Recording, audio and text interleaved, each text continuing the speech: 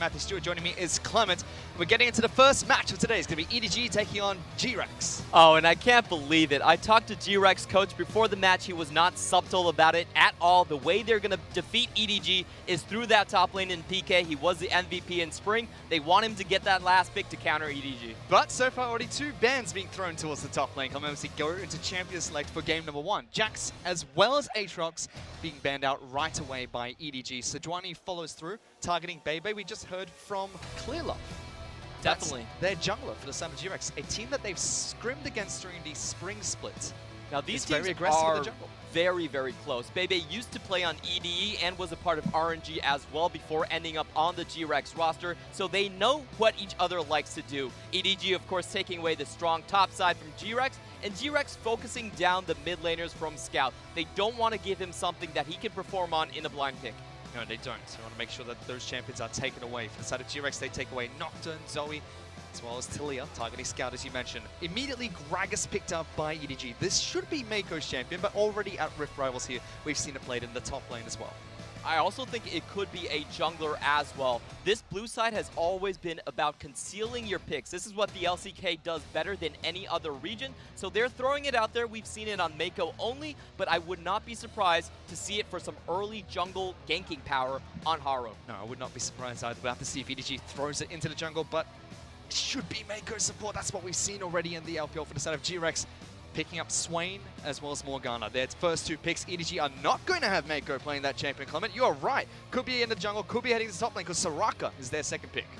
Soraka, of course, a very strong counter pick into the Morgana, able to push that lane and go through her black shield as well. The interesting thing about this draft so far is the Swain. Swain has been the most pick ban champion in the Rift Rival tournament so far. We see 100% of him on the Rift, and he could go into top, mid, and also the ADC position, which is what GRX has done in the previous games.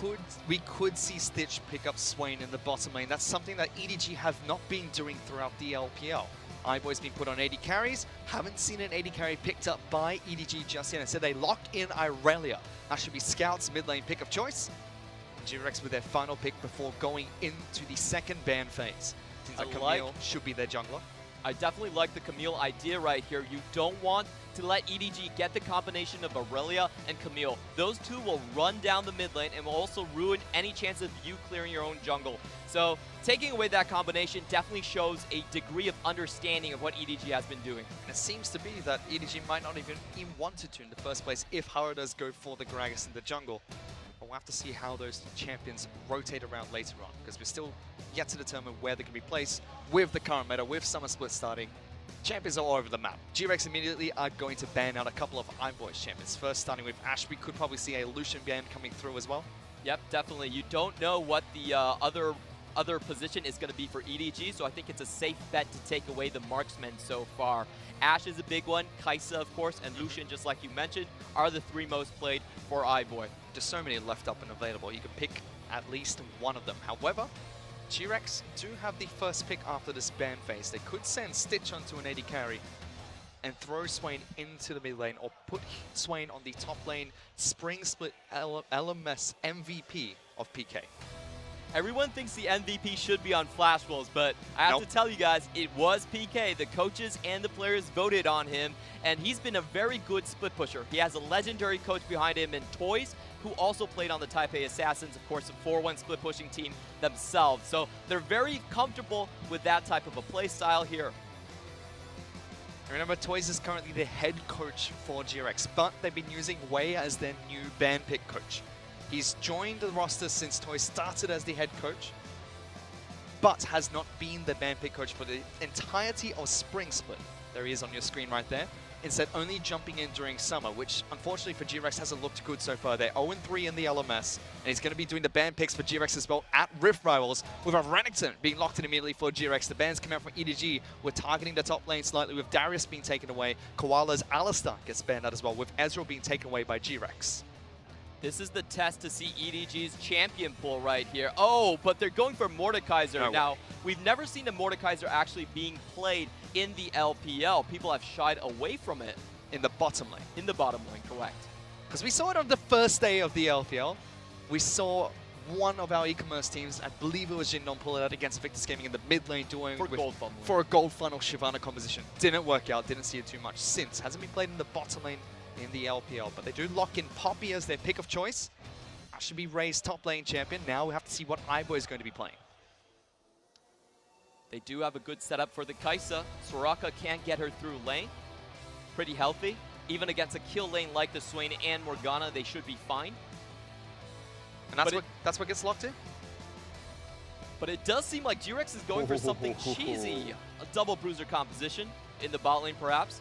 I don't know if we can even call this cheese anymore, Clement. It's pretty much standard meta picks coming out from GRX as the current patch is crazy as it is. But Swain locked in with Morgana, Camille, and Renekton looking at their final pick. If it is a Singed, you'd expect that to be PK's top lane champion. Locked in.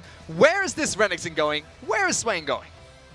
So the Renekton's actually a very good counter into the Aurelia. Aurelia does not do well into bruiser matchups. As a Renekton, you can stand in the Vanguard's edge to deal all of your damage. So this is the reason they're actually bringing on Uji. We haven't seen him play mid so far this split, but he's always been known for kind of unique picks, or Orianna one trick in the past. EDG, however, doing some swapping of themselves. Yeah, giving Ray Aurelia for the moment with Scout picking up Poppy in the mid lane. This is something we've seen before on both champions. This split already, Poppy's been playing in the mid lane around the world, but not too much. They do swap back, however.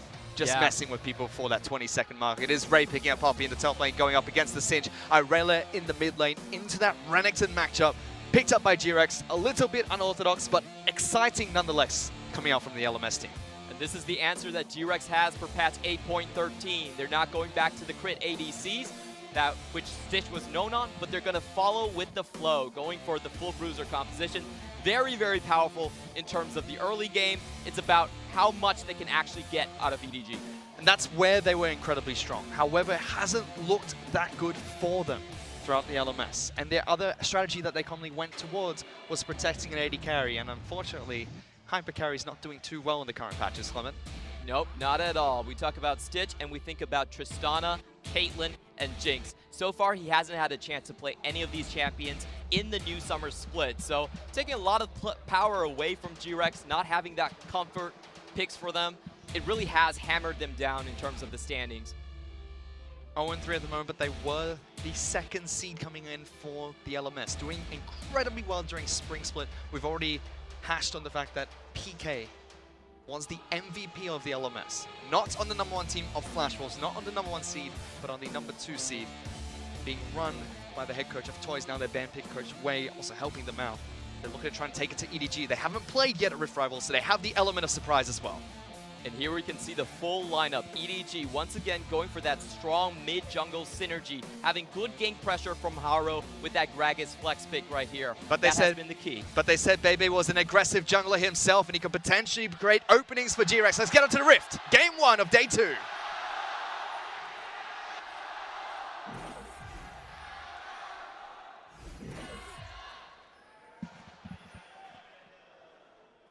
Tons and tons of EDG fans here at the arena, the hometown in China. But a couple of LMS people have flown over to support GRX and the rest of the LMS squad as they take part in the Rift Rivals tournament. Get rid of that bloody Teemo. I'm okay with Stitch giving the thumbs up, but the Teemo's just not necessary, iBoy. These teams are just having fun at this point. You know, you always do that with scrim partners, getting the crowd hyped as well. Look at that, Stitch got his groove on as well, giving it a bit of dance. It's so fun to see this GRX roster because it's an amalgamation of everything that has come from the LMS. You know, the MSE squad, 2 Korean players on the team as well with Candy. Of course, a bit of TPA. Ooh, Ray. Good damage onto PK to start the match. He'll just head back to red buff and get a nice leash for Bebe in the jungle. Both junglers starting on the red side of the map. Doesn't get too much for it. We'll spot out PK walking to lane. Ray, you're not meant to proxy farm at a minute 40 into the match. But I wanted to ask you, Comment, because we haven't seen GRX yet. Nope. They played 2 matches today, but we've already seen EDG play against a Freak of Freaks. Hello! Can you two stop for a second? PK doesn't care right now. He's popped both of his refillable pots. He's going to try and push out this way, but takes a lot of damage from Ray in the top lane. Tell me about this GRX squad, because we haven't seen them play yet. Yeah, so GRX has come from a lot of different places. Bebe came from the LPL, EDE, and he's going for a level 2 cheesecake. I don't think Ray has seen this. Ray is playing a little bit more passive now. PK does hit level 2 first, flips him back. Oh. Ray charges through and flashes, gets away from the gank. That charge level 1 that did so much in terms of his laning phase, but we do see Scout almost chunked out. Ignited by ulti in the mid lane, stun goes through, but flash is still available for Renekton and Irelia. Very early skirmish coming out from GRX in the top lane as well as the mid lane, doing well for them so far. Yep, with the strong level 2 coming out for Camille, even with the hook shot nerf, she's able to pressure Gragas away from the jungle. That's the big point of weakness of Gragas in the early game. He really can't stand toe-to-toe with other strong junglers. Now, Bebe hasn't done too many of his camps just yet, still sitting on level 2. He's deep inside EDG's side of the map. Trying to take away a blue buff at the moment. Uchi as well, Scout's still trading in the mid lane, but he looked for a top lane gank, then immediately looked for a mid lane dive. Didn't get either of them successfully. Still burnt the summoner spell from the top lane. Yep, but of course that was a trade in the top lane so far. It doesn't look like PK's going to be able to get much out of this lane. Sure, he might become a split pusher later down in the lane, but Ray knows the playbook. These teams have played each other on the regular, so they know what they're going for in this top side, and really smart level 1 leveling of that dash on the Poppy. Yep. Got some good trades before the lane started, but a brilliant pick coming out from PK looking to lock him down. Meanwhile, on the bottom lane, first time we actually look at this matchup, Stitch forced to flash away.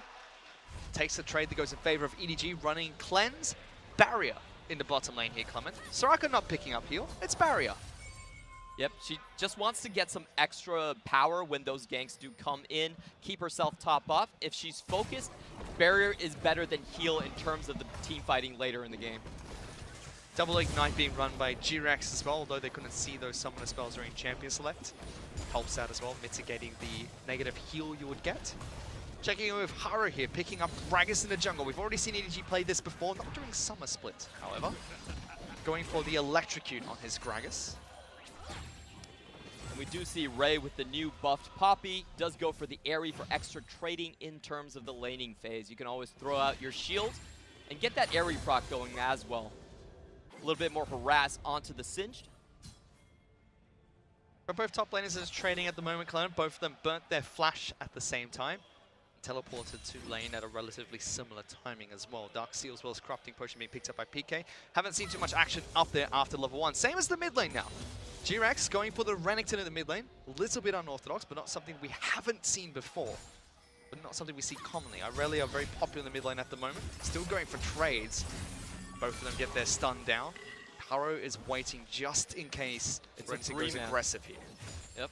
They know that the 2v2 should not be able to win against GRX 2v2, so they are bringing an extra factor just to see if they can bait GRX to make the move. Uchi just watches as Mako walks into the lane. Soraka doesn't really gank, so heals up Irelia, and he gets rather frustrated by that. Will be farming underneath his turret for now, but does have a good CS lead for himself. 10 CS up over Scout at the moment.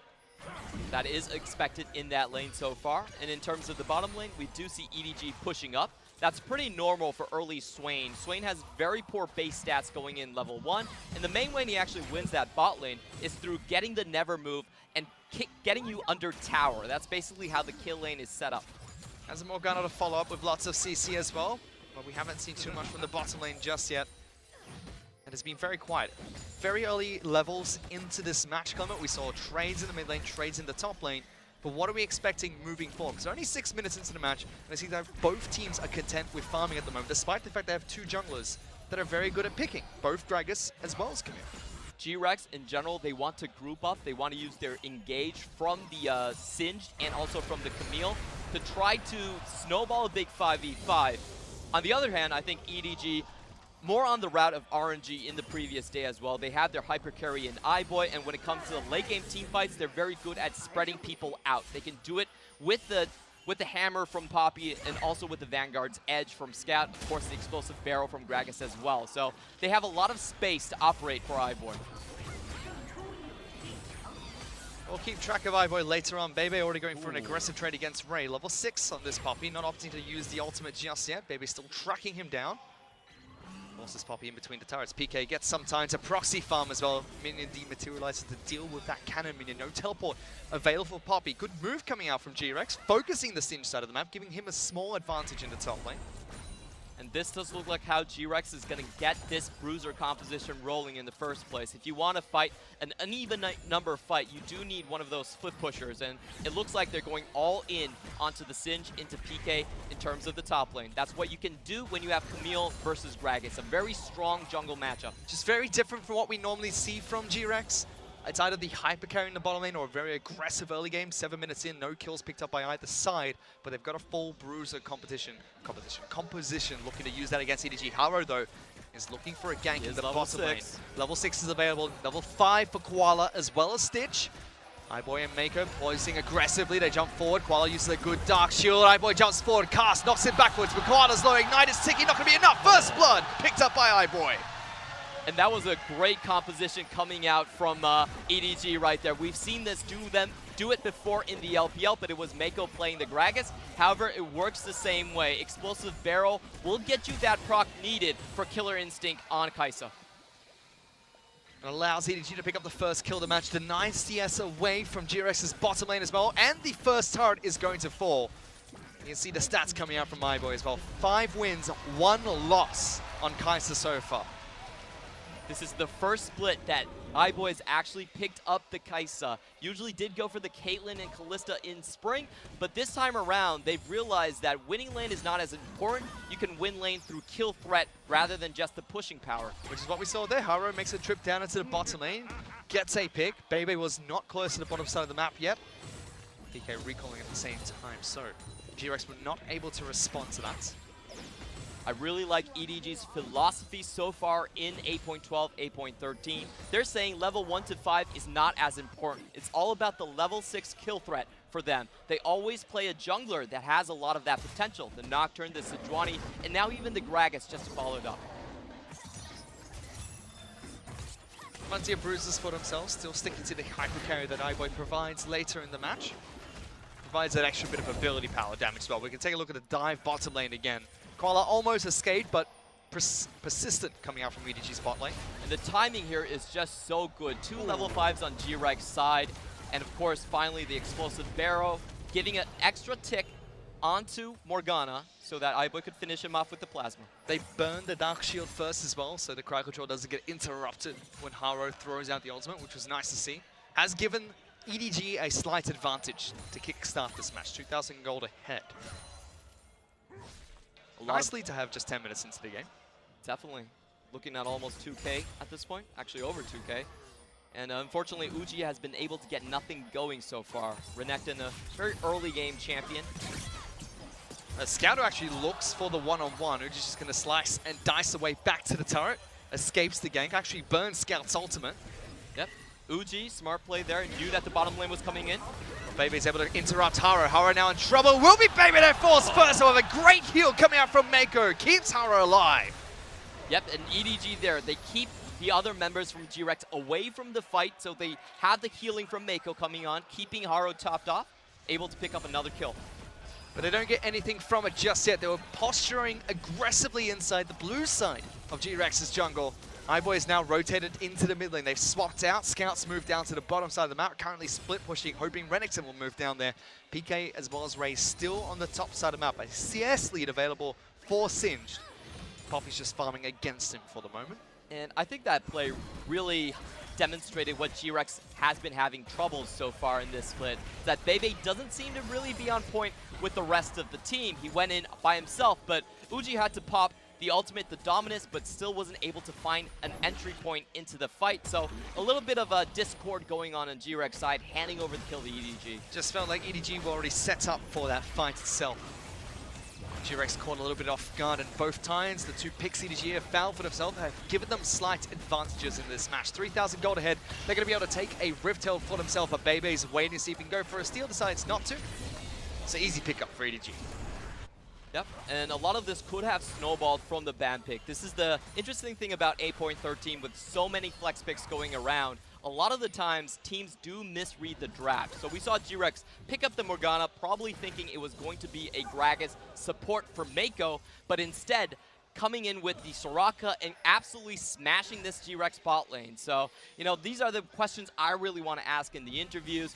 We've asked about K, a Breeze about that yesterday. They didn't expect UCal was going to go for the funneling comp, so a lot of things like this are happening on 8.13, where if you don't read the draft correctly, your game plan can go awry really fast. It certainly has. GRX haven't had that much of an early game just yet, but they're not out of the match yet either, Clement. They're still only slightly behind EDG. What do they have to do to find that big 5-on-5 you were talking about earlier, or is that no longer a possibility for them?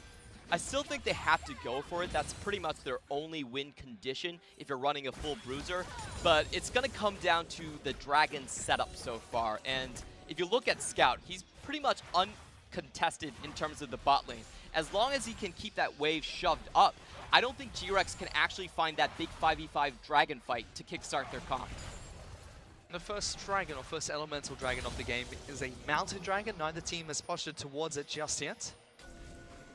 You did say that Scout is pushing in aggressively against Uji in the bottom lane. Is behind by about 20 CS at the moment, but it's a sizable CS lead for the bottom lane players. iBoy, 123 to Stitch's 82. 40 CS advantage to the EDG squad. Also finished his Guinso's Rage Blade, so they are sitting on a massive power spike. They're going to go ahead and just take the Drake. Yeah, Stitch still yet to pick up his Rod of Ages. That's not going to be stacking for some time, means that his power spike's going to be later into the match as well.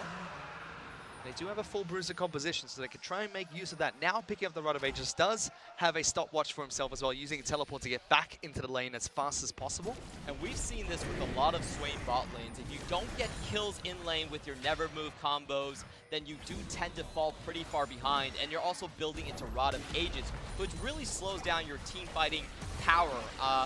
What GRX are looking at is really no chance to get those big bruiser fights that they want to.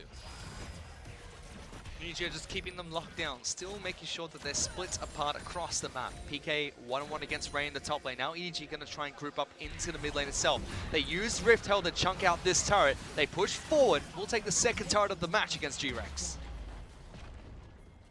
Not a lot of answers from GRX. I do think that Uji on Renekton could actually split push against Scout, but it's going to be very difficult because they would have to nail down Soraka as well, unless she puts the wish on everyone and just changes that matchup. So, this Soraka pick is working on so many levels for EDG. It won the bot lane. It's going to dissuade the split pushing from GRX as well. So how did GRX deal with it? If that's going to stop not only the split pushing, but has also helped them win the bottom lane, how did they stop that moving forward in the match? How did they take care of Mako Soraka? I think the easiest way you can do is actually just all in onto the mid lane. Soraka's a very fragile champion. Kai'Sa's going to have a bit of trouble getting away from that as well. But they're setting up a pick for the bot lane instead right now. Yeah, it's not Mako, that's the all-in target for GRX at the moment. Koala blast cones over the wall, gets down into the bottom lane, but GRX do not make any aggressive moves towards Scout underneath the turret. In fact, Bebe heads back to base. Koala's going to do the same thing as well. iBoy still happily farming in the mid lane. Stinger being picked up, looking towards the Nash's Tooth next on Kai'Sa. Of course, on this patch, the AP Kai'Sa has been weakened quite a little bit. Guinso's Rage Blade not stacking up as hard. In total, you lose about 10% AP in the late game fully stacked, but of course, she's still a very strong champion for most of the LPL teams that like to play with an ADC. And we have a few of those teams. I mean, even in Invictus Gaming, trying to move towards AD carries as much as possible for JackeyLove. Uzi's only really been playing AD carries as well, except for that single cannon match, which was on-hit attack damage cannon, so it still makes sense as an AD carry. But it's good to see that GRX are improvising here, because they're going towards the Swain pick, moving away from the hyper carries that they're known for in the Spring Split. They just haven't had a great start, which is not great for the LMS region, especially when they're coming in as the second seed to the tournament. Pretty much means that the LMS has actually lost their second best team. These guys, GRX, were 12-2 in the Spring Split. People expected them to represent at Worlds, but coming into Summer Split with such a drastic change into the meta, it seems like they've completely lost their way. They have been trying a lot of bruiser bot lanes, but it just really hasn't worked out for them so far, and they've also not experimented with gold funneling at all. They're a very stock standard team, very easy to read, and I think that really hurt them in a meta with so many variables in terms of champion pool. I mean, it hurts teams all around the world whenever the meta changes. If you're not able to adapt fast enough, it can hurt your performance in your local leagues, and now we're seeing that happening at Rift Rivals as well. have been trying to adapt. Hasn't looked good for them so far, but again, we've said this quite a few times now, they're not out of the match yet. They still have opportunities to strike against EDG. EDG are known as this well-oiled machine. If they can set up to take down objectives, set up to force a team fight or to force a pick, that's where they're strongest. GRX, if they can catch them by surprise though, could disrupt the machine. Yeah, Mako with the Spidey senses right there, catching out GRX with the potential pick onto the Soraka. This is something that they do want to focus on, but Mako with the Spidey senses, he always knows what the next move is, and EDG, much like GRX, are known as the cerebral teams of their regions. They're very good at their shot calling, they can always sniff things out. Looking for a fight against Uji, but Scout doesn't get the stun onto Renekton. The Toy Soldier will walk away from that mid lane. Ray and PK still going at it in the bottom lane. Nothing's going to happen between these two tanks for the moment. They're just going to be as annoying as possible. Trinity Force has been picked up by Scout. So nice item power spikes for EDG, and they're looking to move towards a dive in its top lane. Poor Scout doesn't get in on the ride. The Blast Cone only takes Haro over the wall. Unfortunate mistake, but the 4v3 is still going to come in. Oh, Stitch taking quite a bit of damage. Good Black Shield coming out from Koala. Make sure that he doesn't get knocked back into the EDG's team. Koala, known as a big playmaking support in the LMS. He's always been very good on his protection duty, keeping Stitch underneath the tower and not outside of it with the explosive barrel. Now Stitch still falling behind, only 4 stacks on his Rod of Ages for the moment. 40 CS behind iBoy's Kai'Sa. We're checking with the other items. Uji going towards the Black Cleaver right away after Tiamat. Alright, please get this off the screen. Watch them run at each other, Clement, and then run away. Pretty good move by Ray, charging out of the poison gas. Even Ray wants nothing to do with that. Harrow's going to continue farming. Seems like both teams are content with doing that. Just sitting back farming. 3,000 gold separates them. A minute until Baron is up and online. I have to tell you, I don't think GRX is happy with this at all. I think Bebe has had the right idea. He's been trying to find picks for his team to snowball off of. But every single time EDG has been able to sniff up on it, never letting GRX catch them with their pants down. To get a faint idea of what's going on, just takes that one opportunity for GRX. So if they can catch EDG out of position, potentially swing the game closer to even or back in their favor. They start by taking down a top lane outer turret. Their first turret of the match. EDG going to try and walk a minion wave closer to the mid lane in the turret. Uji is there. Haro is close by as well to protect the EDG squad, and Bebe is inside his blue side of the jungle. EDG have other ideas, however. They're going to try and take blue buff away from GRX's jungle. This move from EDG is very calculated. They basically ditch their top lane tower, make a long lane in the top, and try to get some more room. But they've caught out Mako. Wow. That's the Soraka support. Uses the wish, flashed away, but the tether comes through. Bebe jumps in with the low sweep, gets out of PK, locking down Haro, throws in Bebe as well. They found the Clement. GRX surprise EDG and get 2 picks. Yeah, and Bebe coming out of the brush with the control ward, something that EDG did not expect. They thought they had the better macro play, sacking their top lane, moving everything in the bot lane first, but still getting the catch. Ray over the wall, able to eject 2 members, but they don't continue up with the fight. You're saying GRX able to get the catch there, Clement. Yeah, that was a really smart move from Bebe. We saw him standing on a control ward on the left side of the dragon bush there and catching out Soraka as the first person to take down. That's usually quite important in team fights, because if you don't take her down, it means that iBoy has a lot more room to execute. And it's exactly what you said earlier. Look to go for an all-in against Mako Soraka in the mid lane. It took them a few tries to set it up, but they found it. Yeah, look at that pathing from Koala, excuse me. They did come from the mid lane, which was not warded on EDG's side. EDG thought they had more members here first, but that was not the case. Even PK identifying he can lock down Haro. Still rather squishy on this Gragas pick. As it's Zeke's Harbinger now to try and buff up iBoy, it seems. You can see EDG right now, they're pinging out the position where Koala found his pick, coming through the unwarded mid lane to surprise him around the Cloud Drake. That was just a teeny mistake, a teeny part of the map, which was not warded for EDG, but GRX able to find that opening. They were persistent. They tried to set up for these picks. They tried top side, they tried it in the bottom lane, and didn't fall too far behind when it didn't go their way. I mean, they lost a pick inside of their blue side of the jungle when they went to attempt for it, and EG had a good move to pick another one up and get a few turrets and Rift Herald. But they finally find the pick they were looking for. They pick up a turret off the back of it. They're now only 1,500 gold behind and are definitely within shot range of trying to go for that big 5-on-5 teamfight or trying to set up for it. If they can catch out Mako, who has no flash available now, that could be a fight going GRX's way. Yep, GRX definitely want to get the drop onto EDG. In a straight-up 5v5, I think they have a far worse composition. It's going to be very difficult for their pieces to walk through the Equinox from the Soraka and also the Vanguard's Edge as well. Explosive Barrel is going to knock away all of these melee champions. So GRX, if they want to win, it's going to have to come through those picks and surprising EDG. Well, Koala is the playmaking support. He was the member that found the pick onto Mako in the last fight.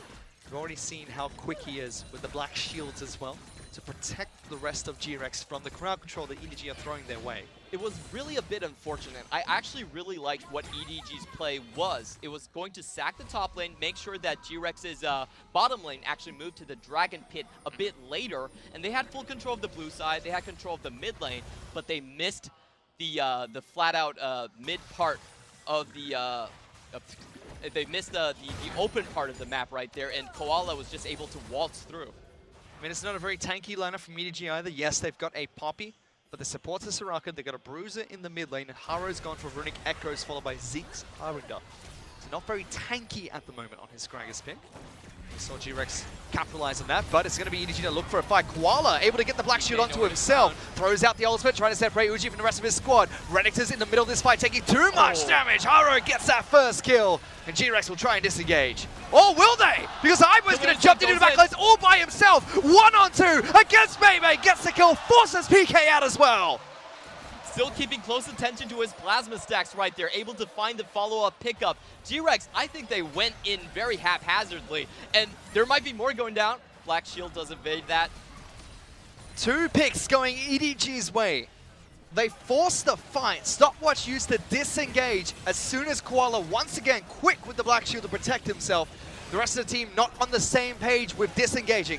Now trying to fight 3-on-5 against EDG on Baron. No smite available for GRX, which comes out from Mako, trying to keep the team alive. Haro very low, but he smites Baron, picks it up. Swain jumps in the back lines, but falls to Iboy. Koala being locked down by Scout. Ray jumps forward. 1 kill to Irelia. Another stunner to PK. And all that PK can do now is run away. EDG, 2 more picks, and they get the Baron buff. So 4 kills in total. Absolute disaster for GRX right there. Uji actually tried to go back in onto that fight, but PK was nowhere to be found. He was really far away on split push duty, and we're seeing kind of the difficulty of running a 4-1 composition. All of your members have to be on the same page. Your 4-man needs to know that they cannot take this fight. PK is going to be nowhere near it. And of course, we can see Koala. The dark binding did follow, but the ultimate only hit 1 person. Uji should not have been trying to go in at that point. Does tag it with the W, Killer Instinct straight into a 1v2. You see right there as well, immediately EDG think, well, we got the pick, let's go away. Iboy says, no, I'm going for more. Dashes in for the 1-on-2. That was followed up with EDG taking Baron buff away from GRX. GRX tried to fight 3-on-5. But EDG punished them for it. Now 5,000 gold ahead with 2.5 minutes of Baron buff to work with. Yep, and they've also got the Dynamic Ascension away from Stitch, so GRX should not be looking for anything. We can see Kaisa there with the Mid-Eye Soul Stealer already. Iboy playing very cockily here. Wait, he doesn't getting have extra AP. What? He doesn't have any stacks. That doesn't matter. He's feeling it. That's a bit. Nah, that's a bit BM coming out from my boy there. Bebe's looking for a deep flank though, spotted by a control ward. No stacks yet, he's feeling himself. Yes, if he can pick up some stacks, it'd be great, but the game would be over after 1 or 2 more team fights for EDG. GRX need to try and stabilize the match. Poppy throws out the hammers, able to eject Swain away from the fight. Bebe's still waiting for a flank, but EDG break the base. Moving towards the inhibitor as well, they take that down. This is just great timing play from EDG. When they did that entire push, there was no ultimate on Stitch's side. No chance for GRX to actually find a pickoff and an engage right there. But they've been looking. Bebe's been looking for the flanks. We're going to see if he can try and punish EDG somehow. If he can lock down Soraka again, take away the healing support. Force a fight that way could be beneficial for them, but they are down behind 8,000 gold. Yeah, and the flank from PK, I don't think it's going to work anytime soon. It's a very slow type of CC coming out from him, and I think EDG could actually just rush forward if PK did try to flank. So we see PK now going in from the front. PK getting 4 members of EDG slowed down by the poison, but Irelia throws out the ultimate, trying to lock down Stitch as well. Demonic Ascension has been used. Immediately EDG will disengage. Flash burned by Singe. Stitch and PK below half health. So is Koala. And EDG still very healthy to start this fight. That 2-second disarm coming out from Vanguard's edge is just the kryptonite of GRX composition. None of them can really follow up after that goes down. Fair. And that's why I think iBoy is going for the Magi Soul Stealer. He knows he has too much protection. Oh, but he's in a lot of trouble. Locked down. They kill Bebe straight away. The rest of GRX in trouble. Stopwatch comes out from Uji, but it just delays the inevitable. That's a double kill. Picked up by Scout. 2 members left. Dives into the backlines looking for a stun. Not going to get it, but they get a kill. Even iBoy joining on in. Mako stealing it away from the team. EDG took it slow and steady. Ultimately, that's what won the race for them. They're going to be able to take down GRX in game number 1 of day 2 of Rift Rivals. And that was only a 28 minutes game. Fairly fast for EDG on the clock right there. It never looked like GRX actually found their own footing inside of the game. I think it does come back to the ban pick. Them not expecting where that Gragas was going to go. Haro has not played the Gragas this season so far. It has been Mako picking up that champion with the Kai'Sa into the bot lane. So then picking up the Morgana, showing their hand early, probably did cost them a lot. Spanner in the works of Champion Select for EDG as they finish the group stages of Rift Rivals 2-0, picking up all the points for the LPL squad. GRX, that was their first match here at Rift Rivals. They still have 1 more to play later on in the day against African Freaks. EDG showing a lot of respects for their opponent, banning out everything that PK is known for. Take the it away. Aatrox, the Jax, we're not going to let you touch those champions. You want to go up against Ray? I actually think Ray outplayed PK in terms of the top lane. I mean, he had a decent laning phase, worked well with Bebe to try for that early pick, and he found Haro after Koala caught out Mako on the Soraka. GRX had that opportunity to try and strike back. They were looking for the picks, especially if they could find it onto Mako's Soraka, which they did, could pull them back into the match. But 1 pick wasn't enough. They couldn't find the second, and EDG found the team fight that just went horribly wrong for GRX. And better shot calling coming out from the LPL squad right here. The fight in the mid lane really decided it all. GRX caught unaware. They didn't know if they wanted to go in or go backwards, and EDG just capitalizing on it so hard. 4 kills and the Baron play after that. Even the Magi Soul Stealer onto iBoy, he knew that he could not be touched. I mean, the dip at 20 minutes just shows where that pick came out from GRX. 1 or 2 more, Goldgraph could have swung in the complete opposite favor, but EDG set up for their play, executed on the play, and that's what we know them for in the LPL. If they can set up to take the objectives, if they can set up for a team fight, they are almost unstoppable. And this is some of the best drafting from EDG that we've seen in a long time. You know, this patch is not only about having good champion combinations, but it's about being able to flex them into different positions right here, throwing GRX for a loop with that Gragas pick, and it just demolished that entire bot lane. If you're a Swain going ROA, no kills early game, it's just so hard to get going mid game. GRX tried some different things as well. They throwed Renekton into the mid lane.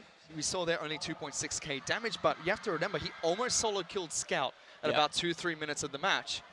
But on top of that, he wasn't able to do too much later into the game. Yeah, that's a big point of how Scout played the lane. He actually had the wave pushed very close to himself. A lot of times they do blind pick Aurelia and go into bad matchups, but he's always able to come out alive just because of the wave control. And Camille never found the pick he needed. But that means EDG pick up 2-0, all the points during the group stages of Rift Rivals. GRX still have 1 more game to play later on today. For now, though, let's send it back to the analyst desk.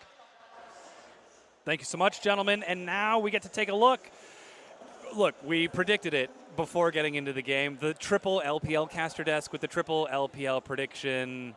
I think it went about as expected. We didn't quite get to see the cheese, but Frost, you're tapping the desk. You got something to say. Because I'm frankly disappointed. I wanted some hardcore carry from PK up into the top lane. I'm not really a big fan of Singe. I'm an ADC main. That champion gives me all sort of headaches. And I understand that from a draft perspective, if you see that you're looking down the barrel of Edward Gaming, they're probably going to play an ADC. That's all that the LPL has been playing at this tournament. Personally, disagree with a little bit, worked out here. So by grabbing Singe, you at least have this counter pick to this idea that I'm just going to blitz into your backline, grab that Kai'Sa and toss her over my shoulder. Yep. But still, that doesn't give me what I want. I want like an Aatrox. I want a Yasuo. I want some sort of hard carry champion that just lets this guy go nuts in the top lane. And here's the thing. Ultimately, if you have a Singed, that's fine. For me, at the very least, I look at that and it's like, leave that alone. He'll do quite fine into the But they Poppy. didn't leave it alone. They didn't leave it alone. They went topside to make Ray's life a little harder, but at the end of it, he was only behind about 15 CS. Then, a lot of the pressure was in the bottom side of the map. If I'm Camille, you go mid lane towards your Renekton. You go bottom lane towards a double pick bottom lane. It feels like a lot of the times it was a missed opportunity, missed pathing from the side of Bebe. Yeah, I have to really criticize Bebe's pathing there. He spent so long around the blue buff, engaging so many times with that top lane, and exactly what you're saying. This is a Swain Morgana bot lane. You see that it's a Soraka. Soraka's picked. Even before you see the Kai'Sa, you know that there's going to be push and that they're going to be forward into the lane. It's usually why you have the Soraka grab that early. And I understand what Clement's talking about. You know, maybe GRX showed their hand a little bit early, but I mean, you saw the Swain, you saw the Morgana, you knew what it was going to be. One of those CCs connects, it's going to die instantly. But Camille was never down there to capitalize on it until already when Swain had messed up, positioned too far forward, burned his flash, didn't have anything in the lane. And at that point, it's like, what am I supposed to do? I can't go mid, I can't go bottom. Yep. I guess I'm going to go top and feed gold onto a Singed. And what is he going to do with it? Yeah, and it was that mistake, that losing the flash down in that bottom lane that gave up the first blood, which kick-started the EDG engine into gear. iBoy pushing up,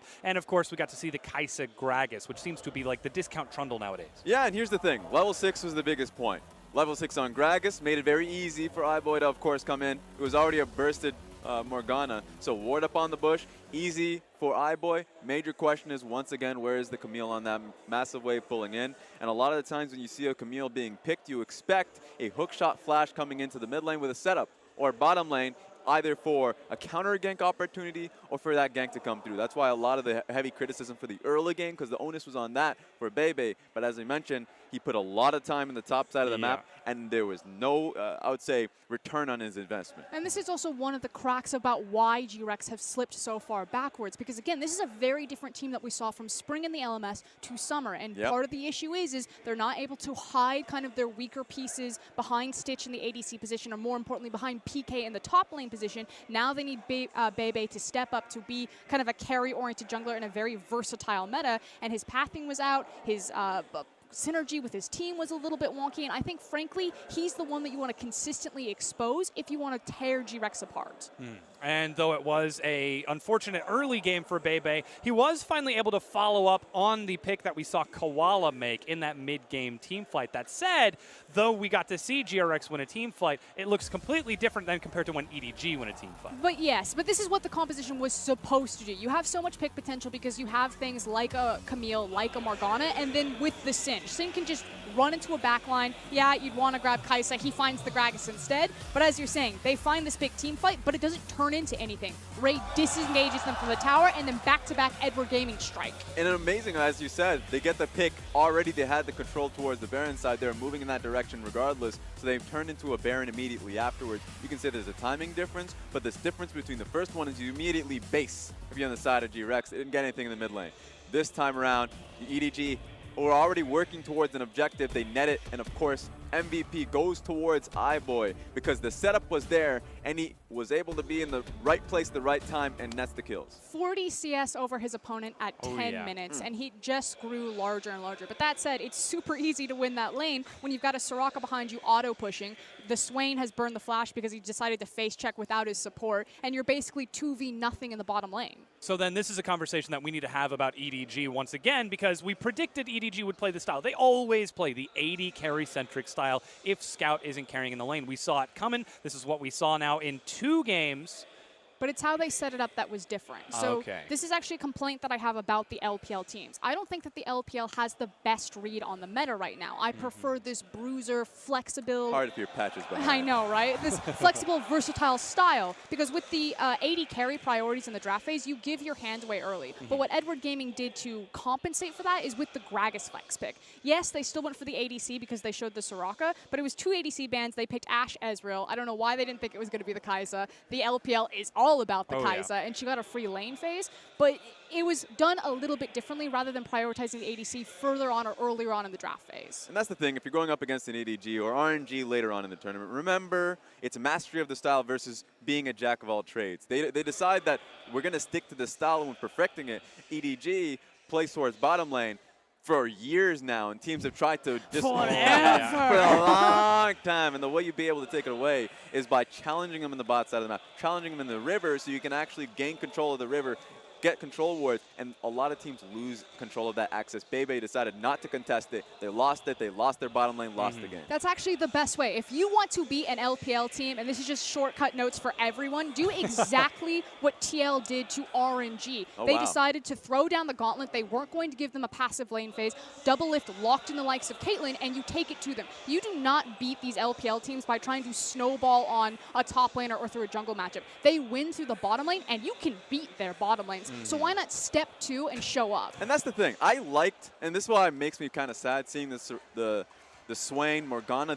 Those are good picks into those If the LPL Camille's matchups. down there. Yes, so a lot of Might as big well. opportunities. You have to make it worthwhile. You know that iBoy is going to be a major focus. You know that Uzi is going to be a major focus later on today. Yeah. You have to be able to lock these picks in and play towards it, please. And while we just celebrated EDG's success here on the desk, we're also giving away all of the LPL secrets as to how to beat the LPL teams. Hopefully the rest of the teams are keeping track and taking notice of all of that that's going on. That said, we're going to go ahead and take a quick break while we get ready for Game 2. Don't go anywhere.